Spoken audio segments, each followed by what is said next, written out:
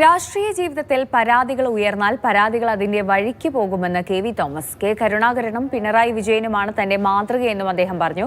ദേശീയപാതാ വികസനം, വിഴിഞ്ഞം തുറമുഖം തുടങ്ങിയ അഭിമാനകരമായ പദ്ധതികൾ യാഥാർത്ഥ്യമായത് പിണറായി വിജയന്റെ കരുത്താണെന്ന് പറഞ്ഞ കെ.വി. തോമസ് കഴിഞ്ഞ 3 വർഷ കാലയളവിൽ സംസ്ഥാനത്തിന് സാമ്പത്തിക ഭദ്രത മറികടക്കാനായെന്നും പറഞ്ഞു. കൊച്ചിയിൽ വെച്ച് നടന്ന കുമ്പളങ്ങയിൽ നിന്ന് ചെങ്കോട്ടയിലേക്കെന്ന തന്റെ പുസ്തക പ്രകാശന ചടങ്ങിലാണ് കെ.വി. തോമസ് ഇക്കാര്യം പറഞ്ഞത്. വെല്ലുവിളികൾ വരും എന്നത് കൊണ്ട് നമുക്ക് ഒളിച്ചോടാൻ കഴിയില്ല.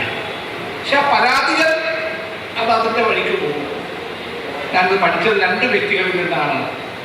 ഒന്ന് ശ്രീ കെ. കരുണാകരൻ, മറ്റൊന്ന് ഇപ്പോൾ മുഖ്യമന്ത്രി പദത്തിൻ്റെ പിണറായി വിജയൻ. അപ്പോൾ കാസർഗോഡ് മുതൽ തിരുവനന്തപുരം വരെ വരുന്ന ഡിസംബർ മാസത്തിൽ 40 മീറ്ററും 70 മീറ്ററും ആകാശപാതയുമുള്ള കേരളത്തിന് അഭിമാനകരമായ ദേശീയപാത. ചെറിയ കാര്യമാണ് ഇത്. പിണറായി വിജയൻ്റെ നേട്ടമല്ലേ, അദ്ദേഹത്തിൻ്റെ ശക്തിയല്ലേ?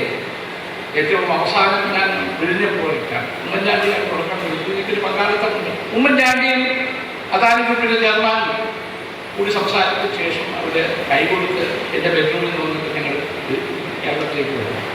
പക്ഷെ ആ പ്രോജക്റ്റ് എന്നോട് ഇരിപ്പുണ്ട്. ആ പ്രോജക്റ്റ് യാഥാർത്ഥ്യമാക്കുന്നതിൽ മുഖ്യമന്ത്രി എന്ന നിലയിൽ പിണറായി വിജയൻ എടുത്ത ധീരമായ തീരുമാനം